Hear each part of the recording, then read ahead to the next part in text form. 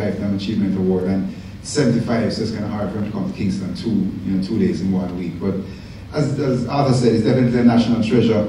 I mean, I'd say the godfathers of Jamaican music are the great Coxsone and Duke Reid, and another one of the great godfathers is Chris Blackwell. And Chris Blackwell said the greatest musician ever out of Jamaica in history is Ernie Ranglin, and he should know. So, special thanks to Ernie for allowing us to make his life story, which this is, and he was the man who produced My Boy Lollipop, the first Jamaican hit with Chris Blackwell, and right up to playing through with Jimmy Cliff and Bob Marley, and also is rated as one of the top jazz guitarists in the world. So, ultimate respect to Ernie Ranglin.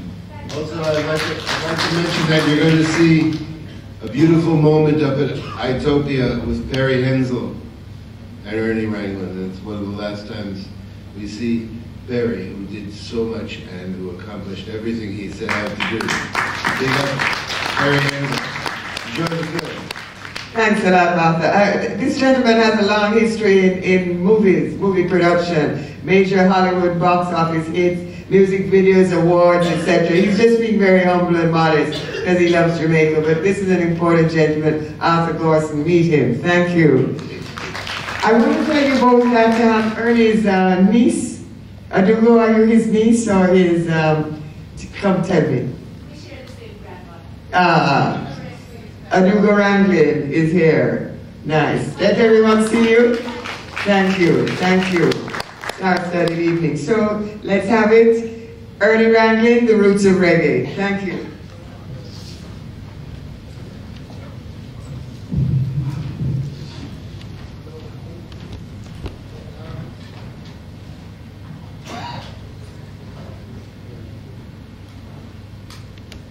Might need a little resuscitation. Hailing from the tiny island of Jamaica, Ernie helped his homeland to become one of the most influential forces in the world of music, culture, and revolution. Shaping this movement was the brilliant innovator, Maestro Ranglin, the greatest guitar player that you never heard of, but who influenced everyone.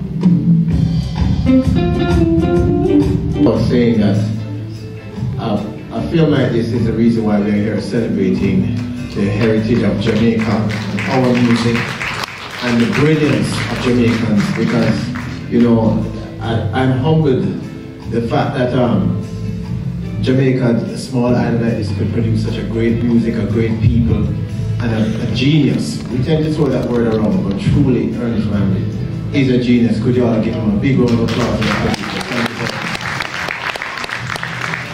How long ago did you make this film?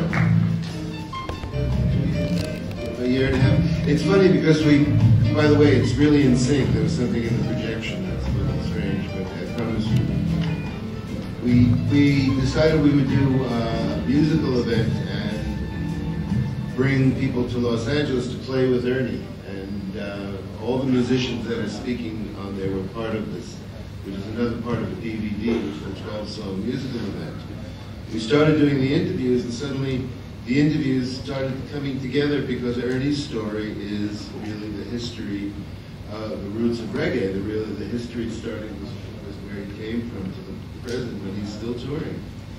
And suddenly the piece itself, this little piece has been getting a lot more attention than the actual playing of the music, which is a nice musical moment, but getting people graciously to come on camera like Chris Blackwell and all to say these things that they will not say too often was a rare opportunity, and it was a privilege to work with everybody, and Monty Alexander and all these great people that come out of Jamaica, and the music that comes from jazz, emerges into reggae, that changed the world, that changes everything that we know and touch, and Ernie was so much a part of it. Wayne, I really liked your commentary. I liked your comments very much. Yeah. Yeah, I've been really lucky to make films on maybe the two greatest musicians ever out in Jamaica, Ernie Ranglin and Peter Tosh. I hope all you got to see Peter Tosh last night, 7 years ago. What would have inspired, one of the great Hollywood filmmakers, such as yourself, to choose a topic clearly Ernest Ranglin is a genius, but what brought you to the project? Well, basically what brought us to the project was respect for Ernie and a love for the music and a love for what he contributed. And it's talent is just so overrunning that it was simple to be drawn to it and a privilege to be associated. Well, I'm sure there are lots of questions people in the audience have, but I'm going to ask you to save it for your little outside moments because we have a lot on the program tonight that we want to get through. I do want to acknowledge the presence of my minister, Olivia Babs-Grange. Come on, let them see you, Miss B, please. I know this is a movie you love. Well, I won't say much. I'm here to watch the movies. I just want to say to everyone, enjoy and appreciate.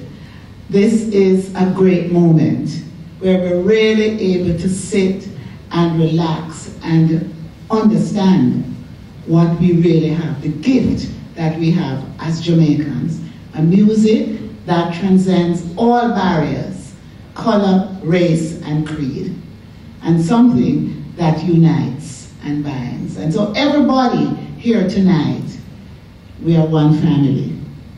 And I want to thank all the people in the industry here, have to give you your recognition, and also those, our adopted brothers and sisters, who have made a contribution and who recognizes the music and the culture. And I'm telling you, reggae will rule the world. Thank you.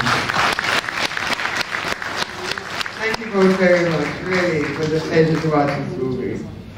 I don't want to get my program wrong, and there is a music video scheduled. Probably not. No. Okay. So now we're going to show you a feature film that's made by two Argentinians. They're not here with us. They didn't come to the festival. Derek Jacobi and his partner came to Jamaica on a vacation and came back the next summer and made a feature film. And this is Roots Time. Enjoy.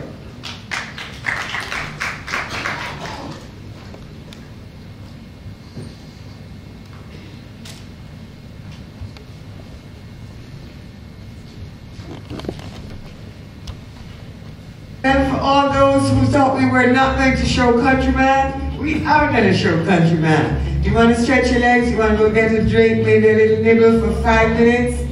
Or you just come from that? So you want Countryman right now?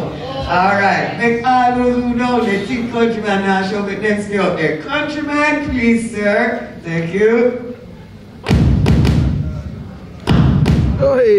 In the life of Jamaican music and film. And he's been a close associate, I would say, of Chris Blackwell for many, many years. And I think it's not osmosis, it's a meeting of creative minds why they've remained so close. Dickie has been around from way back at the beginnings of Island Records. And not only in his musical career, suddenly one day he said, hey, I'm going to make a movie. And that movie was Countryman, which you're really going to enjoy. Dickie, come talk to me. Tell us what led to the making of Countryman. Well, it was Countryman's idea. We were watching Perry Hensel edit No Place Like Home and said to me, let's borrow Perry's camera and make a bush movie. And it was my first attempt at writing a script and directing a movie, so there are several faults in it, but I hope you all enjoy it. Thanks. Don't go yet. I still want Rick Edward to come here because we saw a really nice little movie there, Rick. Yes, Surf Rasta. Really. Your history as a filmmaker is legendary as well. You and Don Letts have been filming partners for many years. You worked on many music videos and you worked on many feature films. Tell us a little of that history. Well, really, it's the same Chris Blackwell, actually. Seemed to be the foundation of Jamaican film industry, obviously, initially with How Do They Come and then on to Dickie's film, and then finally, when Digital Age came in, Dancehall Queen, Third World Cup.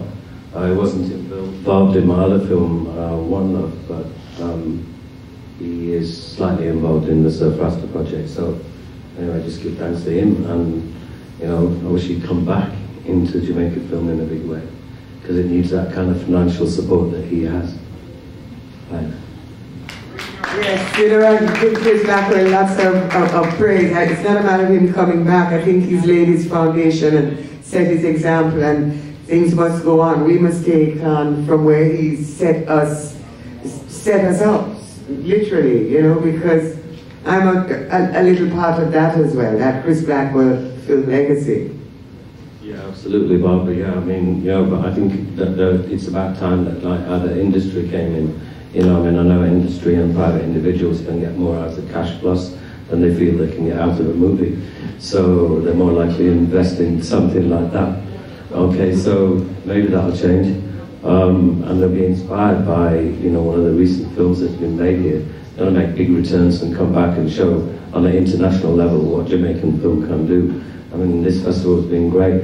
Our Roots film is ridiculously funny, right? And, you know, things like that can grow, and I hope to be part of that. The second little clipping that we saw was a thing called Me and the Crew. There have been a number of sitcoms, soap operas, let's call them, in Jamaica, Lantry Lane and Royal Palms. It's about time that there was a contemporary soap opera, and this is it, and I hope that we'll be carrying it on one of your major terrestrial TV stations within the next couple of months. All right. That's excellent, and definitely for next year's film festival, we'll have the full-length version of that. Dickie, before you go, come back here. I hear you're making Countryman 2. Tell me about it. It's in the planning stages at the moment, and we're working on the script. But hopefully we'll get it by the end of the year.